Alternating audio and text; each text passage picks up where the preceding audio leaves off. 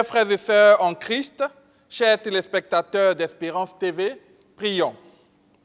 Éternel notre Dieu, ta parole étant la source de la sagesse, viens par ton Saint-Esprit nous disposer à la recevoir, afin qu'elle produise en nous de bons fruits en abondance, qui demeureront jusqu'à ton retour. Au nom de Jésus-Christ, Amen. Bien-aimés, chers frères en Christ, chers téléspectateurs d'Espérance TV, je vous salue au nom du Seigneur Jésus-Christ. Que la paix, la grâce qu'accorde notre Seigneur soit votre partage. Nous allons nous replonger dans la ferveur de la résurrection du Seigneur Jésus-Christ. Cette résurrection qui nous donne la victoire et une vie nouvelle par la foi en Jésus-Christ. Le thème de notre prédication est la compagnie du ressuscité. Et ce thème est soutenu par Luc 24, 13 à 21 et 28 en 35. Et voici ce même jour, 2 disciples allaient à un village nommé Emmaüs, éloigné de Jérusalem de 60 stades.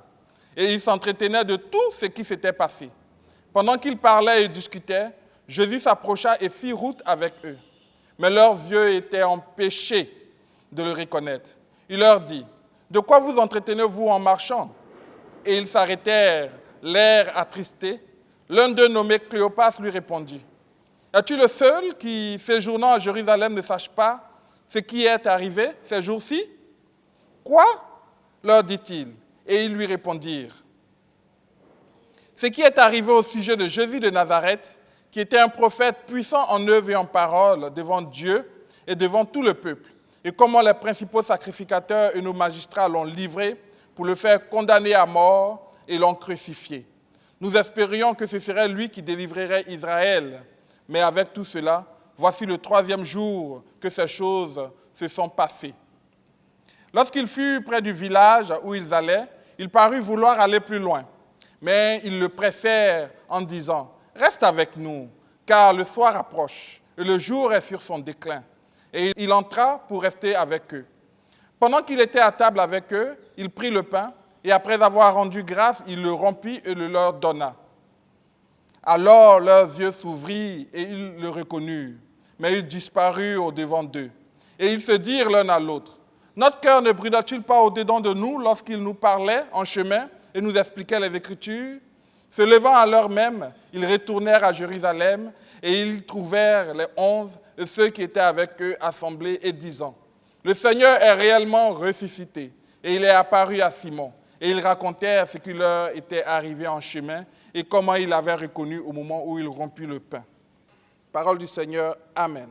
Chers frères et sœurs, notre thème est soutenu essentiellement par un verset central, qui est celui de Luc 24, 35. Et ils racontaient ce qui leur était arrivé en chemin et comment ils l'avaient reconnu au moment où il rompit le pain. Dans quel contexte Jésus-Christ est apparu à ses 2 disciples sur le chemin d'Emmaüs ? 3 jours auparavant, Jésus se trouvait avec ses disciples dans le jardin de Gethsémani.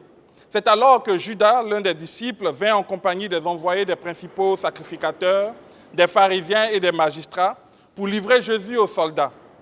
À la demande de Jésus, les soldats laissaient partir ses disciples qui s'enfuirent et se dispersèrent. Jésus-Christ, qui était celui qui guérissait les malades, ressuscitait les morts, multipliait les pains, venait d'être arrêté, jugé de façon expéditive, humilié, puis cruellement maltraité et crucifié. Gagnés donc par le découragement, le désarroi et surtout la peur, certains disciples restèrent regroupés, cachés à Jérusalem. D'autres décidèrent plutôt de quitter la ville. C'était le cas de Cléopas, c'est l'un des disciples avec qui il marchait dans la campagne en direction du village d'Emmaüs. Et le texte nous dit que ce village était situé à 60 stades, ce qui correspond à peu près à 12 km, au nord-ouest de Jérusalem. Emmaüs signifie bain chaud, peuple méprisé. Chers téléspectateurs, c'est donc dans ce village que se rendaient les 2 disciples quand le Seigneur leur apparut sur la route, le jour de la résurrection. Bien-aimés, chers frères et sœurs, chers téléspectateurs d'Espérance TV, que nous enseignent ces passages? Nous arrivons donc à l'explication de notre thème. Mais avant d'arriver à l'explication à proprement parler, nous allons définir 2 mots-clés, notamment le mot « la compagnie » et celui du « ressuscité ». La compagnie vient du latin compagnia, composé de « com » qui veut dire « avec » et de « panis » qui veut dire « pain ». Il existe plusieurs définitions du mot compagnie, mais celle qui colle le mieux à notre thème nous vient du grand Larousse, illustré, édition 2020, en ces termes. Présence d'une personne, d'un animal auprès de quelqu'un. Donc l'origine étymologique, donc latine, combinée avec la définition contemporaine du mot, nous amène à comprendre la compagnie comme étant la présence de quelqu'un avec qui nous partageons quelque chose, du pain, de la nourriture ou un intérêt commun. Le second mot, qui est celui du ressuscité, le Larousse illustré édition 2020 nous définit le verbe ressusciter comme étant l'acte de revenir de la mort à la vie. Donc le ressuscité, qui est ici le participe passé du verbe, désigne bien entendu Jésus-Christ. Donc c'est quelqu'un qui est revenu miraculeusement à la vie, qui a vaincu la mort et qui a dompté la mort. Nous pouvons donc reformuler notre thème comme étant la présence auprès de nous du ressuscité. Ou en d'autres termes, la compagnie de Jésus-Christ, ou leur cheminement avec Jésus-Christ. Ce texte de base de Luc 24, n'est-ce pas, et les deux textes en soutien, nous enseignent trois vérités fondamentales sur Jésus-Christ. Nous avons l'irréfutable réalité de la résurrection de Jésus-Christ, nous avons sa présence constante auprès de nous, ses élus, et la communion avec Jésus-Christ qui transforme. Nous allons donc aborder la première explication, qui est l'irréfutable réalité de la résurrection de Jésus-Christ. Le chapitre 15 de la première épître de Paul aux Corinthiens constitue l'exposé le plus complet de toute la Bible sur la résurrection. Il explique la résurrection de Jésus-Christ et celle des croyants, telles qu'elles sont révélées dans les évangiles. Certains docteurs s'étaient infiltrés dans l'église de Corinthe et y avaient enseigné l'impossibilité d'une résurrection corporelle. L'apôtre Paul combat ces faux docteurs et nous donne son enseignement inspiré sur cette question. Au début de son enseignement sur la résurrection des croyants, Paul passe en revue les preuves de la résurrection de Jésus en citant les témoins. Nous le voyons bien dans les versets 5 et 8 de 1 Corinthiens 15. Et les rapports de ces témoins oculaires sont consignés dans le Nouveau Testament pour étayer la réalité de la résurrection. Ces témoins étaient, et sont cités dans ces versets 5 à 8, Céphas et les 12, les 500 disciples, dont il est question seulement dans ce passage, qui avaient tous vu le Christ ressuscité. Nous avons Jacques, l'un des apôtres, et nous avons tous les apôtres dans leur ensemble. Tous ces apôtres ont été témoins des apparitions de Jésus-Christ qui ont eu lieu pendant les 40 jours qui ont précédé son ascension. Puis nous avons l'apôtre Paul lui-même qui a été témoin, qui a vu Jésus-Christ sur le chemin, sur la route de Damas. Mes frères et mes sœurs, chers téléspectateurs d'Espérance TV, Christ est ressuscité et cela n'est pas un mythe. Il a été vu par plusieurs témoins nommés ci-dessus. Nous avons donc, de par ces témoins oculaires, l'assurance de la véracité de la résurrection de notre Seigneur et donc de sa victoire sur la mort.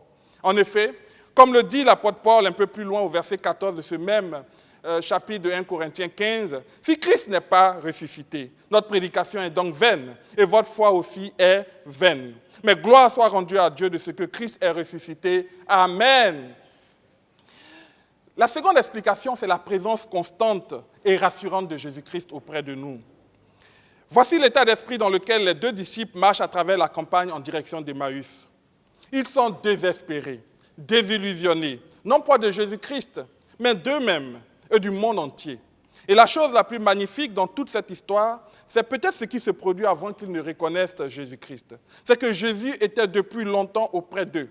Le verset 15 de Luc 24 le confirme. Pendant qu'ils parlaient et discutaient, Jésus s'approcha et fit route avec eux. Les 12 kilomètres qui séparent la capitale Jérusalem du village d'Emmaüs fait environ 4 heures de marche. Cléopas et le second disciple se sont donc lamentés durant tout ce temps et pourtant Jésus était présent à leur côté et faisait le voyage avec eux. Quel paradoxe! Il peut sembler que nous soyons entièrement abandonnés. Il peut sembler que nous ayons nous-mêmes tué notre propre espérance. Il peut sembler que Christ se soit détourné de nous. Il peut sembler que Jésus-Christ et sa parole soient devenus pour nous des choses mortes. Il peut sembler qu'il n'y ait plus rien à espérer. Et pourtant, en réalité, Jésus est depuis longtemps avec nous sur le chemin. L'histoire des disciples d'Emmaüs nous répète cette simple parole. Dans la détresse, l'abandon et le désespoir, déclare-toi satisfait. Non point par résignation, non point parce qu'il n'y a plus rien à espérer, malgré nous, l'espérance est encore là et qu'elle vit et qu'elle est déjà exaucée. Amen. Les Écritures disent en effet, en Apocalypse 3, le verset 20, « Voici, je me tiens à la porte de ton cœur et je frappe. Si quelqu'un entend ma voix et ouvre la porte, j'entrerai chez lui, je souperai avec lui et lui avec moi. Tant que nous n'inviterons pas Christ dans nos cœurs, dans l'intimité de nos vies, de nos affaires, de nos familles, de nos milieux professionnels et politiques, nos yeux resteront fermés à la réalité du royaume de Jésus-Christ ressuscité. Frères et sœurs en Christ, chers téléspectateurs d'Espérance TV, les disciples sur le chemin d'Emmaüs ont eu leurs yeux qui sont tombés et ont reconnu Jésus-Christ lorsqu'ils ont partagé le pain avec lui, en l'invitant à passer la nuit chez eux. Jacob a eu les yeux ouverts à la réalité des bénédictions que Dieu avait faites à son grand-père Abraham et de la bénédiction qu'il venait de recevoir de son père Isaac sur le chemin de l'exil, parce qu'il était appuyé sur le rocher des siècles, la pierre angulaire qu'est Jésus-Christ. Frères et sœurs, chers téléspectateurs, la communion et l'intimité avec Jésus-Christ transforment. Lorsque les deux disciples d'Emmaüs ouvrent leur porte à Christ et partagent le pain avec lui, ils sont transformés. Les deux disciples, fatigués, déserteurs et attristés, apeurés, sont régaillardis et retournent cette nuit même à Jérusalem porter la bonne nouvelle. En effet, mes frères et sœurs, l'intimité et la communion avec Christ transforment à tous égards. Quelles sont les applications que nous pouvons en tirer pour notre vie aujourd'hui, de façon concrète? Mes frères et sœurs, chers téléspectateurs, Christ est ressuscité. De par sa résurrection, il nous donne la victoire sur le péché, la victoire sur les œuvres du diable, mais malheureusement, beaucoup sont ceux qui ne connaissent pas encore Jésus-Christ. Beaucoup sont ceux qui sont toujours sous l'emprise du péché, de l'adultère, de la corruption, de l'ivrognerie, du mensonge, de la fornication, et j'en passe. Beaucoup encore sont ceux qui sont tenus captifs par les démons, des sorciers et des sectes mystiques. Beaucoup sont ceux qui ont recours aux marabouts, aux pratiques occultes pour rechercher protection et solution à leurs problèmes et interrogations. Mais je vous donne une bonne nouvelle. Jésus-Christ est vraiment ressuscité. Il a payé le prix de votre liberté sur la croix de Golgotha il y a de cela 2000 ans. Il vous donne la victoire sur le péché et les œuvres des ténèbres. Et en lui, vous avez la pleine satisfaction de vos besoins et ce n'est suivi d'aucun chagrin. Ayez, frères et sœurs, chers téléspectateurs, la ferme assurance de cette vérité. Car au nom de Jésus-Christ ressuscité, les esprits méchants et les démons mordent la poussière. Les sorciers jettent l'éponge. Les ivrognes sont purifiés. Les foyers retrouvent la joie. Les malades et les stériles sont libres de leur joug. Frères et sœurs, Jésus est présent auprès de nous. Même quand vous ne vous en rendez pas compte, frères et sœurs, toi qui connais déjà le Seigneur et qui l'as accepté dans ton cœur comme Seigneur et Sauveur, Jésus te dit ce matin qu'il est présent auprès de toi. Tu es peut-être comme de ces deux disciples sur le chemin d'Emmaüs, en proie à tes propres soucis, sans savoir que Christ est à tes côtés. Il veut seulement que tu lui ouvres ton cœur et que tu aies une communion profonde avec lui. Il veut que tu ailles en eau profonde avec lui. Il ne veut pas être seulement cet étranger avec qui tu fais chemin. Il veut avoir la première place dans ta vie. C'est alors qu'il transformera ta vie. C'est alors que tu auras la pleine conscience de ton identité en Christ. Laisse la première place à Jésus-Christ dans ton cœur, dans ton foyer, dans ton travail, dans tes affaires, et les écailles de tes yeux tomberont. Et tu rentreras dans cette nouvelle saison de victoire et de bonheur que seuls vivent ceux qui sont en parfaite harmonie et en communion avec Christ. Enfin, mes frères et sœurs, la troisième application pour nous ce matin, c'est que, mon frère et ma sœur, quand Jésus-Christ entre dans ta vie et la transforme, c'est pour que tu témoignes. Cléopas et son ami ont affronté la peur de la nuit et la fatigue du voyage aller pour retourner porter la bonne nouvelle de Christ ressuscité à Jérusalem. Je veux t'encourager à leur emboîter le pas et à annoncer et prêcher l'évangile de Jésus-Christ, le Rédempteur, dans ta famille, dans ton travail, dans ton village, à tes amis. Jésus est vraiment ressuscité. Amen. Il règne encore et il est continuellement présent à nos côtés. Que le Christ ressuscité fasse tomber les écailles des yeux de notre monde égaré. Que le Christ ressuscité vienne à la rencontre de notre monde qui aujourd'hui côtoie la mort avec la Covid-19.